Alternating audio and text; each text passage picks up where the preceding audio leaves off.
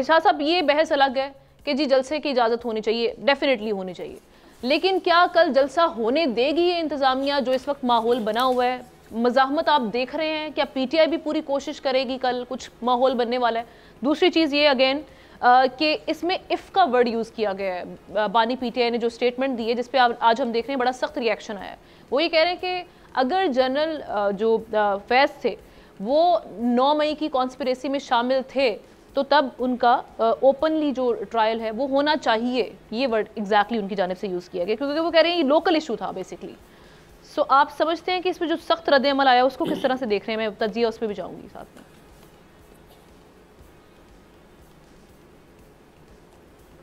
आमना, पहले तो जलसे की बात है, मेरे ख्याल में जलसे की इजाज़त होनी भी चाहिए, और अगर जलसा हो भी जाए तो क्या फ़र्क पड़ेगा। आप तरनोल में जलसा कर रहे हैं, आलमोस्ट इस्लामाबाद और डी चौक और इन तमाम जगहों से वो तकरीबन कम से कम 20-25 किलोमीटर 30 किलोमीटर तो है, तो क्या फ़र्क पड़ेगा अगर इतना बड़ा जलसा हो भी जाए? मतलब मेरी ज़ाती राय है, क्या मोमेंटम गेन करेंगे? और जिस तरीके से मेरे ख्याल में आप ड्रा करती है तहरीक इंसाफ अपनी पावर खैबर पख्तूनख्वा से, तो क्या वो समझते हैं कि यहाँ से हर तरीके से ये एनओसी कैंसिल किया जाए? हाई कोर्ट ने तो अहकामात भी दिए। जारी बात है पॉलिटिकल एक सख्त, देखिए मैं बताऊँ आपको, देखिए हुकूमत का तो काम है, जाहिर बात है कि वो अपनी एक अपोजिशन पार्टी है उसकी मोमेंटम को भी तोड़ेगी, उसके लीडर्स को भी तोड़ेगी। जाहिर बात है कि वो हुकूमत करना चाहती है, मुख्तलिफ एंगल से उसको वो ट्रैप करने की कोशिश करती है। कभी सीटों का मामला है, कभी बानी पीटीआई के ख़िलाफ़ मज़ीद इक़दाम सख्त करने हैं, कभी उनकी लीडरशिप के करने हैं, कभी आपने गंदम रोकनी है, कभी आपने जो है वो सप्लाई रोकनी है, कभी आपने नेट हाइडर प्रॉफिट के पैसे रोकने। इवन आपको ये भी मैसेज दिया जा रहा है कि आपकी इंडस्ट्रीज़ जो है मज़ीद खैबर पख्तूनख्वा के अंदर नहीं लगानी चाहिए। तो ज़ाहिर बात है कि ये हथकंडे लगे रहेंगे, आपके मुखालिफ हुकूमत है, आप उसको रोकेंगे। अब दूसरा जो जलसे की आप बात करें, मैं तो नहीं समझता कि अगर बहुत बड़ा भी जलसा हो जाए तो क्या फ़र्क पड़ेगा। मैं इससे कोई फ़र्क पड़ने वाला नहीं है, चाहे जलसा होता है या जलसा नहीं होता। ना तो बानी पीटीआई बाहर आएंगे, ना जो है उनको कोई हासिल वसूल होगा। क्या हासिल करना चाहता है इस जलसे का? मकसद ये है कि बंदे के ऊपर केसेस है, आप उसको ट्रायल के पे लेके जाएगा। तमाम जो ट्रायल्स के अंदर वो पाक साफ होकर निकलते हैं तो निकल आएंगे। आखिरी जो मेरे ख्याल में मेन इशू ये है जिसके ऊपर बार बार फोकस है, वो ये है कि वाकई क्या बानी पीटीआई को 9 मई के साथ लिंक किया जा सकता है? क्या उनका ट्रायल हो सकता है? क्या वाकई उसके अंदर वो मुलव्वस थे? देखिए स्टेटमेंट एक तरफ, और जिस तरीके से हम बार बार, वैसे मुझे तो एक छोटी चीज़ की समझ नहीं पड़ रही कि फैज़ हमीद साहब जो है ना, अभी इंटरोगेशन हो रही है, और इतनी तो कई हम देखते हैं ना किसी की गाय और भैंस की चोरी के जो केस होते हैं उसकी भी मालूमात इतनी जल्दी बाहर नहीं आ रही जितनी जो है फैज़ हमीद साहब धड़ाधड़ वो चीज़ें मान रहे हैं और चीज़ें बाहर भी आ रही हैं। मैं तो सबसे पहले हैरान इस बात पे हूँ। दूसरा देखिए, मेरे ख्याल में जब तक चार्जशीट उनके खिलाफ जमा नहीं होती मिलिट्री कोर्ट के अंदर, मिलिट्री ट्रायल के अंदर, तो तमाम चीज़ें जितनी भी ऐसा होगा ऐसा नहीं होगा। हम कल भी मैं बात कर रहा था, हम नजूमी तो नहीं है जी कि हम 24 घंटे प्रिडिक्ट करते हैं कि ऐसा होगा तो ऐसा भी हो सकता है। आज तक जितनी प्रिडिक्शंस हुई हैं, कौन सी ऐसी मेरे ख्याल में दुरुस्त साबित हुई हैं? बड़ी कम।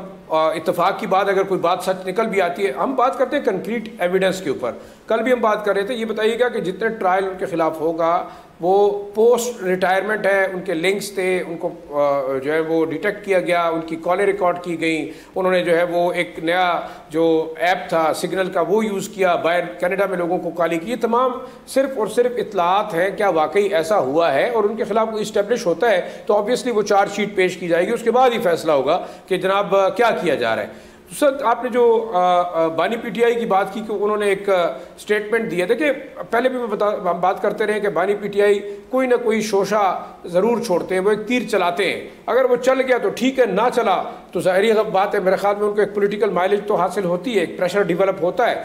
अब वो कैसे ये एज्यूम कर रहे हैं कि जनाब उनके खिलाफ वादा माफ गवाह बनाए जा रहे हैं, ये तो उसका जवाब वही देंगे। लेकिन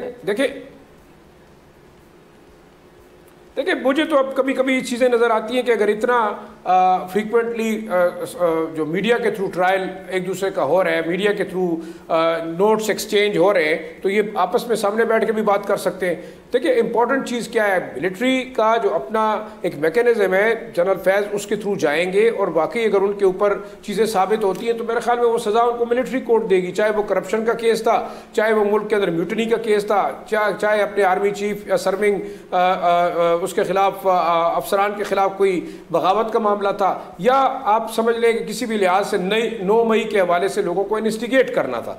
तो ये तो मेरे ख्याल में उस वक्त पता चल सकेगा जब हमारे पास एक चार्जशीट आएगी, उसके ऊपर डिस्कशन होगी और ट्रायल होगा। अब इस वक्त तो ये ऐसी है जैसे कि हम स्पेकुलेट करते रहे कि ऐसा हो सकता है, ऐसा हो सकता है। कल भी हम एक बात कर रहे थे कि under section 31 of the army act अगर ट्राई करते हैं तो वो तो जाहिर बात है म्यूटनी का केस है, बगावत का है, तो बगावत में कौन कौन लोग शामिल थे?